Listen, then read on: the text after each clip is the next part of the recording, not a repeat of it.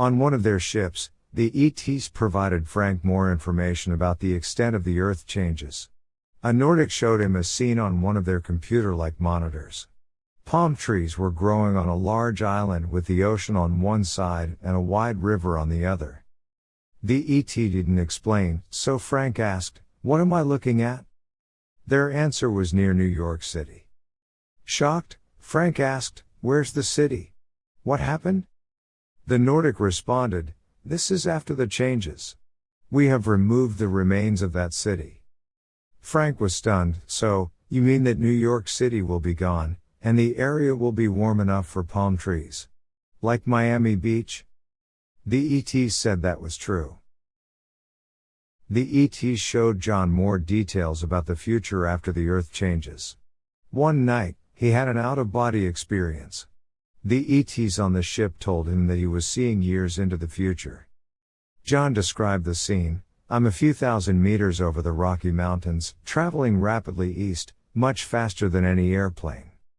The sky is beautifully clear with no clouds, no haze, and none of the usual brown fog of pollution. I didn't recall ever seeing the sky like this, without some pollution.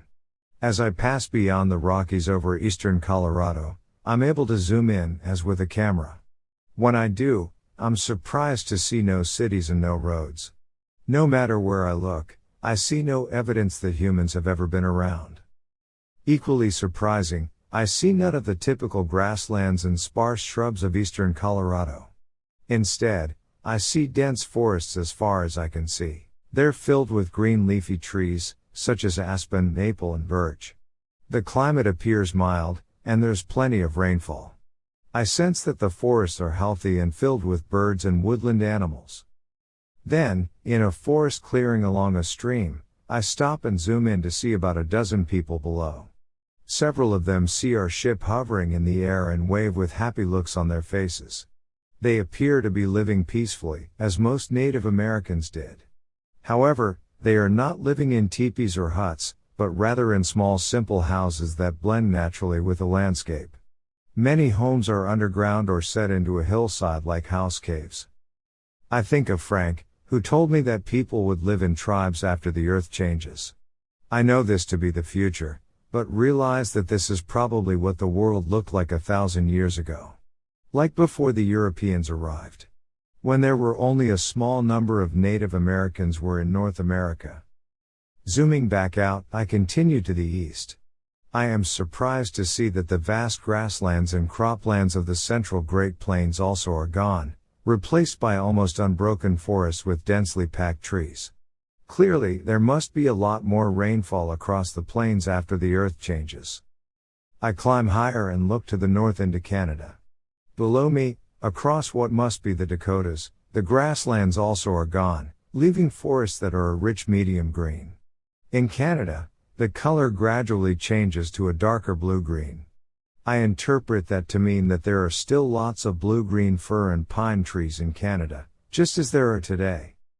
Next, I wonder what has happened in Europe, and in an eye blink, I am over France with the English Channel off to my left. Below me, I see nearly endless forests. Before the Earth changes, I would have seen neatly cultivated fields, hedgerows, villages, and roads. Now they're gone. Next, I think of Northern Africa, and instantly, I am there. It is nothing like what I've seen up to this point. There are huge shifting dunes stretching as far as I can see. Northern Africa is not wetter and, instead, has gotten even drier. There are no signs of life anywhere. Areas near the equator have simply gotten too hot to support life of almost any kind. Suddenly, John popped out of the scene and was back at home. He had just seen a future Earth that is very different from today. A world with almost no people in it. However, he considered that to be positive, not negative. Nature and the ETs had repaired the damage caused by human overpopulation and by the insanity of war. This new Earth seemed much more welcoming than the old one.